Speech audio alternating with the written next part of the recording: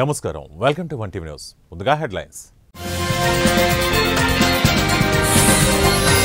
రైతు నేస్తం కార్యక్రమాన్ని ప్రారంభించిన తెలంగాణ సీఎం రేవంత్ రెడ్డి 110 రైతు వేదికల్లో వీడియో కాన్ఫరెన్స్ ద్వారా ప్రారంభం రైతులకు పెట్టుబడి రాయితీ విడుదల చేసిన సీఎం జగన్ 11.59 లక్షల మంది రైతన్నల ఖాతాలోకి 1294.58 కోట్ల జమ జనసేనానికి హరిరామ జోగయ్య మరో లేఖ ఈసారి ఏకంగా అభ్యర్థుల ఎంపికతో లేఖ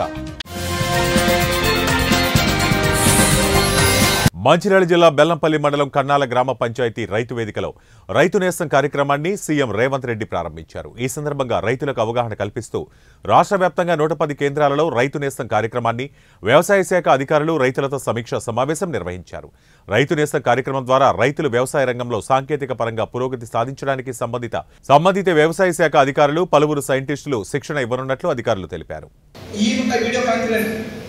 అంటే నేను ఏ విధంగా అయితే ప్రతిసారి నేను సార్లకు సైంటిస్టు కేవీకే మాకు దగ్గరలో ఉన్నటువంటి సార్లకి వ్యవసాయ అధికారులకి అందరికీ పిలిపించి నేను పంట చూపించి చీడపీడలు ఏ కషాయాలు స్ప్రే చేయాలి సార్ అని అడుగుతుండేవాడిని. అంటే it will take more time, అంటే చాలా సమయం అనేది తీసుకుంటుంది. ఈ యొక్క వీడియో కాన్ఫరెన్స్ వల్ల ఈ ఫార్మర్ చాలా లాభదాయకరంగా పొంది డైరెక్ట్ ఇంటరాక్ట్ అయ్యి చాలా ఎప్పటికప్పుడు చీడపీడల సస్యరక్షణ మేము అధిక లాభాన్ని మేము పొందుతాం సార్. మనము ఏదైనా మనకి చీడ పురుగులు అట్లాంటివి వచ్చినప్పుడు ఏం చేయాలి, ఎంత పంట పెట్టుబడి పెంచాలి, ఈ విషయాలన్నీ కూడా శాస్త్రవేత్తలు మనకు ఎక్కడున్నా సరే హైదరాబాద్లో ఉన్నా ఎక్కడున్నా కూడా శాస్త్రవేత్తలు ఈ వీడియో కాన్ఫరెన్స్ ఫెసిలిటీ ద్వారా వాళ్ళకి అన్ని రకాలుగా విశేషాలు తెలియజేస్తారంట. పంటలు ఎంత పెంచాలి, ఏ రకంగా వాడాలి, ఏ రకంగా రసాయనాలు వాడాలి అనేది, ఏ టైంలో వాడాలనేది కూడా వాళ్ళకి ఈ ఇంటిగ్రేటెడ్ ఫార్మింగ్ గురించి, ఆర్గానిక్ ఫార్మింగ్ గురించి, లేకపోతే కూరగాయలు పెట్టడం గురించి, వీటన్నిటి గురించి కూడా వాళ్ళకి సలహాలు సూచనలు ఇవ్వడం జరుగుతుంది. కర్నూలు జిల్లా ఆలూరులో గుమ్మనూరు జయరాంపై ఆలూరు వైసీపీ ఇన్ఛార్జ్ విరూపాక్షి తీవ్ర విమర్శలు చేశారు. ఈ సందర్భంగా విరూపాక్షి మాట్లాడుతూ గుమ్మనూరు జయరాం బీసీ అయినందుకే సీఎం జగన్ మంత్రి పదవి ఇచ్చారని, ఇప్పుడు పార్టీ మారి సీఎం జగన్ పై విమర్శలు చేస్తున్నాడని మండిపడ్డారు. కార్మిక శాఖ మంత్రిగా ఉండి ఆలూరు నియోజకవర్గ అభివృద్ధికి ఏం చేయలేదన్నారు. జయరాం ఆలూరు నుంచి పోటీ చేసినా, గుంతకల్లు నుంచి పోటీ చేసినా ఓడిపోవడం ఖాయమని స్పష్టం చేశారు. ఏదన్నా కానీ మీరు సరి చేసుకోండి అని చెప్తూనే ఉన్నారు. అయినా నువ్వు సరి చేసుకోలే, నీకు అహంకారం పెరిగిపోయా.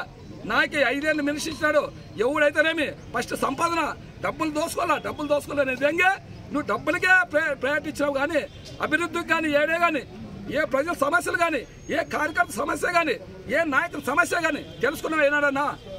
సర్పంచ్ కావాలంటే డబ్బులు ఇవ్వాలా, జెడ్పీటీసీ కావాలన్నా డబ్బులు ఇవ్వాలా, ఎంపీటీసీ కావాలన్నా డబ్బులేనా? ఏదో చిన్న పనికి పోయినా కానీ నీ తమ్ముడు నారాయణ స్వామి ఒక్క ఫోన్ కాల్కి 2000 అడిగేవాడు మీ నారాయణ స్వామి. నీకు తెలిసిందో తెలదో అంత అవినీతి పరిపాలన చేసినారు మీరు. ఈరోజు మన జగన్మోహన్ రెడ్డి గారు అంటారా? జగన్మోహన్ రెడ్డి గారు పరిపాలన చాలా సుభిక్షంగా ఉంది.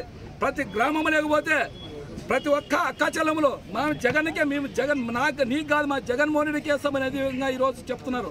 ఎందుకంటే వాళ్ళకి ఒకటేది, రోడ్లు లేవు, నీళ్ళు తాగునీటి సమస్య లేదనే విధంగా అది చెప్తున్నారు. కానీ జగన్మోహన్ రెడ్డిని ఆడే కానీ ఒక్క పొల్లంత మాట్లాడడం లేదు. ప్రతి గ్రామం లేకపోయినా వాళ్ళు బ్రహ్మరథం ఆడుతున్నారు. మా జగననే గెలిపించుకుంటామంటున్నారు. ఈ రోజు నువ్వు పోయి ఈ జిల్లా కాదని గుంటకల్లోనా అనంతపురం జిల్లాలో పోటీ చేయి, నువ్వు ఏడన్నా పోటీ చేయి, నిన్ను వద్దనే లేదు. ఏ పార్టీకి అనుభవం నువ్వు వద్దనే లేదు. నువ్వు ఇంత అవినీతి పరిపాలన చేసి మళ్ళా జగన్మోహన్ రెడ్డి అన్ని దానికే మాకు చాలా బాధ అయింది. అందుకోసమే ఈరోజు మేము మీడియాకి ప్రెస్ మీట్ పెట్టినాము. విజయవాడలో జరగబోయే బహుజన బేరీ బహిరంగ సభను విజయవంతం చేయాలని బహుజన పార్టీ రాయదుర్గం అభ్యర్థి సింధనూరు నాగరాజు తెలిపారు. ఈ సందర్భంగా ఆయన మాట్లాడుతూ రాష్ట్రంలో 2 కులాలకు సంబంధించిన పార్టీ నాయకులు రాజ్యమేలుతున్నారని విమర్శించారు. ఈ నెల 16వ తేదీన బహుజన బేరీ బహిరంగ సభకు ముఖ్య అతిథులుగా నేషనల్ కోఆర్డినేటర్ ఆకాష్ ఆనంద్, రాంచీ గౌతమ్ పాల్గొంటారని తెలిపారు. ఈ నెల 15వ తేదీన కాంచీరామ్ గారి జయంతి. ఆ సందర్భంగా విజయవాడలో బహుజన బేరీ అని ఒక భారీ ఎత్తున బహిరంగ సభ ఏర్పాటు చేస్తున్నాం.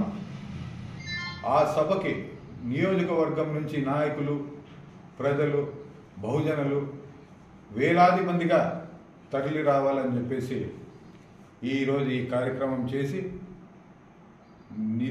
వీళ్ళకు ఇక్కడున్న లీడర్లకి వాళ్ళ వర్క్ని వాళ్ళకి అప్పగించడం జరిగింది. ఈ సందర్భంగా బహుజన్ సమాజ్ పార్టీ ఈరోజు ఈ కార్యక్రమం చేపట్టింది. ముందుగా 15వ తేదీ బహిరంగ సభ అయిన వెంటనే ముఖ్యంగా ఇక్కడ చిన్ననూరు నాగరాజు అయినటువంటి నేను బహుజన్ సమాజ్ పార్టీ ఎమ్మెల్యే అభ్యర్థిగా పోటీ చేస్తున్నాం. పార్లమెంట్ ఎన్నికలు సమీపిస్తున్న వేళ బీఆర్ఎస్ కు భారీ షాక్ తగిలింది. మహబూబాబాద్ జిల్లా Thorrur municipal chairman Mangalampalli Ramachandraiah, vice chairman Surender Reddy, MLA Yashaswini Reddy సమక్షంలో కాంగ్రెస్ పార్టీలో చేరారు. సమాచారం తెలుసుకున్న మాజీ మంత్రి ఎర్రబెల్లి బుజ్జగించినా ఫలితం దక్కలేదు. ఇక్కడ ఆల్రెడీ కాంగ్రెస్ పార్టీ లీడర్స్ మీకు ఎటువంటి నష్టం జరగదు, ఇప్పుడు రాబోయే రోజులలో బీఆర్ఎస్ పార్టీ నిజంగానే ఎక్కడ మీకు కనిపించదు, ఇంకా బీజేపీ వాళ్ళు అంటారో వాళ్ళతోటే ఇప్పుడు పొత్తు, మరి ఎంపీఎల్ఎస్ బీజేపీ వాళ్ళతోటి మరి పొత్తుంది. ఇప్పుడు ఎంపీ ఎలక్షన్స్లో కూడా మన ఎంతో మంచిగా పనిచేసుకొని గతంలో ఎట్లయితే ఈ పార్టీకి. మేడ్చల్ జిల్లా అన్నోజిగూడ అపార్ట్మెంట్లో 3 కిలోల గంజాయిని ఎక్సైజ్ ఎన్ఫోర్స్మెంట్ అధికారులు పట్టుకున్నారు. గంజాయి అమ్ముతున్న 2 బీటెక్ స్టూడెంట్స్ ని రంగారెడ్డి జిల్లా ఎక్సైజ్ ఎన్ఫోర్స్మెంట్ అధికారులు అరెస్టు చేశారు. గట్కేసర్లో ఇంజనీరింగ్ కళాశాలలు ఎక్కువగా ఉండడంతో ఇక్కడనే మకాం పెట్టి అమ్ముతున్న 2 బీటెక్ స్టూడెంట్స్ ను అదుపులోకి తీసుకుని కేసు నమోదు చేసుకుని దర్యాప్తు చేస్తున్నట్లు గట్కేసర్ ఎక్సైజ్ అధికారులు తెలిపారు. మేడ్చల్ జిల్లా కీసరగుట్ట మహాశివరాత్రి బ్రహ్మోత్సవాల సందర్భంగా ఈ నెల 6 నుండి 11 వరకు జరిగే బ్రహ్మోత్సవాలకు 300 ఆర్టీసీ బస్సులు నడపనున్నారు. ఈ రోజు కీసరగుట్ట బస్టాండ్లో ఆర్టీసీ బస్సులకు ప్రత్యేక పూజా కార్యక్రమాలు నిర్వహించిన ఆర్టీసీ అధికారులు RTC executive director greater Hyderabad జోన్కు సంబంధించి వి వెంకటేశ్వర చేతుల మీదుగా కుషాయిగూడ డిపో ఆధ్వర్యంలో కీసరగుట్టల బ్రహ్మోత్సవాలకు సంబంధించి ఆర్టీసీ క్యాంపును ప్రారంభించారు. ఈసారి బ్రహ్మోత్సవాలకు 300 ఆర్టీసీ బస్సులు నడపనున్నామని అన్నారు. రాష్ట్రంలో మహాలక్ష్మి పథకం నడుస్తున్న నేపథ్యంలో మహిళలు చాలా వరకు ఆర్టీసీ బస్సులో ప్రయాణం చేస్తున్నారని అన్నారు. సికింద్రాబాద్, అమ్మగూడ, వెంకటాపూర్, ఉప్పల్, గట్కేసర్ నుండి భక్తుల సౌకర్యార్థం కేసరగుట్టకు బస్సులు నడపబడుతుందని ఎగ్జిక్యూటివ్ డైరెక్టర్ తెలిపారు. ప్రజలు ఈ అవకాశాన్ని సద్వినియోగం చేసుకుని ఆర్టీసీ బస్సులో ప్రయాణం చేయాలని ప్రజలను కోరారు.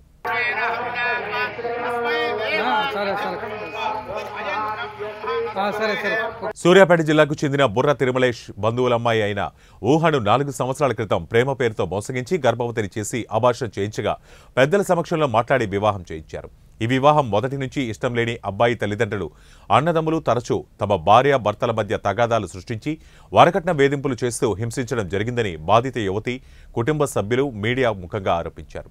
మలక్పేట పోలీస్ స్టేషన్లో దాడి ఘటనపై ఫిర్యాదు చేస్తే పోలీసులు పట్టించుకోకుండా ఇరు వర్గాలపై కేసు నమోదు చేయడం ఏంటని ప్రశ్నించారు. తన భర్త తనకు ఫోన్ చేసి మీ కుటుంబ సభ్యులను, నిన్ను, మీ బాబును అందరినీ అంతం చేస్తానని బెదిరించాడని బాధితురాలు వాపోయింది. తనకు, తన కుమారుడికి న్యాయం చేయాలని యువతి కోరారు. చైతన్యపురి పోలీస్ స్టేషన్లో యువతి ఫిర్యాదు చేసినట్లు తెలిపారు. ఇప్పుడు ప్రస్తుతానికైతే నేను నాకు ఆరోగ్యం బాగాలేకుండా ఇంత సీరియస్గా ఉన్నా కానీ ఇంతవరకు మా ఆయన నాకు కాల్ చేయలేదు సార్. మా అత్త మామూలుగా నన్ను పట్టించుకోవట్లేదు. మీ విధంగా నాకే కాల్ చేస్తుండు. కాల్ చేసి నేను మీ వాళ్ళని చంపుతా, నిన్ను నీ కొడుకుని కూడా చంపుతా, నా కొడుకుని కూడా చంపుతా, మా అమ్మని మా ఆయననే నాకే చేసిండు. నేను మొన్న నైట్ కాల్ చేసి ఎంత కాదు నేను దేనికైనా దానికి నేను జైలుకి పోతాను కానీ అడిగి నేను మీ వాళ్ళందరినీ చంపుతా, నిన్ను కూడా చంపుతా, నీ కొడుకుని కూడా చంపుతా అని బెదిరిస్తుంది సార్. ఏం లేదు సార్, నాకు న్యాయం ఏం కావాలంటే నాకు, నా కొడుకుకి, మా ఫ్యామిలీకి మంచిగా గొడవలు కాకుండా మంచిగా వాళ్ళని న్యాయం చేయగలరు చూడదు సార్. కొట్లాడే లేకుండా నన్ను, నా కొడుకుని మంచిగా ఉండేలా చూసుకుంటారు సార్. నాకు అదొకటి న్యాయం చేయాలంటే చూసుకుంటాడు. మాట్లాడరు, నాకు అమ్మమ్మ అన్నారు. అన్నాక అక్కడ మహిళా మండలి నుంచి ఏం చేశారు, వాళ్ళందరూ ఏకమయ్యి మళ్ళీ నూతనకల్లు పిఎస్కి తీసుకుపోయారు. మళ్ళీ ఊరికి తీసుకెళ్ళారు. సార్ మీ ఇక్కడ కాదు, మీ ఊర్లో మాట్లాడుకుంటాం, ఊరి పెద్ద మనుషుల సమస్యలు మాట్లాడుకుంటామని మళ్ళీ ఊరికి తీసుకెళ్ళారు. ఊరికి తీసుకెళ్ళిన ఎడల అక్కడ పిహెచ్ నుంచి కూడా మా మీద టార్చర్. ఈ అమ్మాయికి ఎవరెవరైతే గట్టిగా మాట్లాడతారో వాడిని చంపేద్దాం, మన సంగతి చూద్దాం, ఈ అమ్మాయి ఒంటరిగా ఉంటుంది, ఈ అమ్మాయిని చంపేద్దాం, ఇదే ప్లాన్తో ఉన్నారు. సార్ మేమేం చేసినాం, అక్కడ ఊరి సర్పంచ్ని వాళ్ళందరినీ కలుపుకొని అయ్యా మీ కాళ్ళు ముక్తా, దండం పెడతా, ఆడపిల్లకి న్యాయం చేయండి అని చెప్పి బతిలాడుకున్నాం. బతిలాడుకున్న ఏడాలు వాళ్ళు వచ్చి సరే ఈ అమ్మాయికి న్యాయం చేద్దాం, దేశ యువత కాపాడదామని వాళ్ళు అందరూ ఉన్నారు. అన్నాక 10 మంది ఎస్ఐ సార్ కూడా ఏమన్నాడు, సార్ మేము మాట్లాడుకున్నాను, బయట మాట్లాడినాం, అట్లా 3 వారాలు లేదు సార్, వారం మాట్లాడిన తర్వాత వాళ్ళు అన్నది ఒకటే, ఈ అమ్మాయికి మీకు ఏం కావాలని కోరుకుంటారు అన్నాడు. సార్ ఒక అమ్మాయి పెళ్ళి అయింది, అమ్మాయిని విడగొట్టడం మాకు లేదు సార్, ఏ కులమో ఏ మతమో ఏ వరుస మాకు వద్దు, అమ్మాయి సల్ల బతకాలి అని నేను కోరుకున్నాను పెద్ద మనుషుల్ని. వాళ్ళు ఏమన్నారు, అరే మీరందరూ కలిసి వాళ్ళు టార్చర్ పెడుతున్నారా. 15 రోజులకు ఒకసారి పాడి రైతుల బిల్లును చెల్లించాలని, లీటర్కు ₹5 ఇన్సెంటివ్ ఇవ్వాలని, లీటర్కు ₹4 ఇన్సెంటివ్తో ఉన్న పాత బకాయిలు వెంటనే చెల్లించాలని తెలంగాణ పాల ఉత్పత్తిదారుల సహకార సంఘం, తెలంగాణ విజయ డైరీ పాడి రైతుల పరిరక్షణ సమితి సంఘం ఆధ్వర్యంలో తార్నాకలోని విజయ భవన్ వద్ద రైతులు ఆందోళనకు దిగి ధర్నా నిర్వహించారు. ఈ సందర్భంగా సంఘం నాయకులు మాట్లాడుతూ దాణా కొనుగోలులో విజయ డైరీ సకాలంలో అందించకపోవడం వల్ల ప్రైవేటు వ్యక్తుల వద్ద కొనుగోలు చేసే పరిస్థితి నెలకొందని, కాబట్టి సకాలంలో దాణా అందించాలి, పెండింగ్లో ఉన్న బిల్లులను వెంటనే విడుదల చేయాలని కోరారు. ఇన్సెంటివ్ విడుదల చేయాలని ఎండీకి వినతిపత్రం కూడా అందించారు. బిల్లులు పెండింగ్లో ఉన్నాయి. దానివల్ల పాల సేకరణ చేస్తున్నటువంటి అనేక మంది రైతులు తీవ్రమైనటువంటి ఇబ్బందులకు గురవుతున్నారు. అక్కడ దానాకు డబ్బులు చెల్లించుకోలేక, పాలు పోసినటువంటి రైతులకు డబ్బులు చెల్లించుకోలేక, ఉన్నటువంటి పశువులను అమ్ముకొని డబ్బులు చెల్లించాల్సినటువంటి ఒక దయనీయమైనటువంటి పరిస్థితి విజయ డైరీకి పాలు పోస్తున్నటువంటి రైతులకు ఏర్పడింది. తక్షణం ఈ 4 బిల్లుల్ని వెంటనే విడుదల చేయాలని చెప్పి మేము కోరుతున్నాం. దాంతోపాటు దానా సబ్సిడీ మీద ఏవైతే సెంటర్లకు సప్లై చేయాలో దానా సకాలంలో సప్లై లేకపోవడం వల్ల ప్రైవేట్లో అధిక డబ్బులు పెట్టి కొనుగోలు చేయాల్సినటువంటి పరిస్థితి ఏర్పడుతుంది. దాన్ని నివారించే విధంగా దానాన్ని వెంటనే సప్లై చేయాలని కోరుతున్నాం.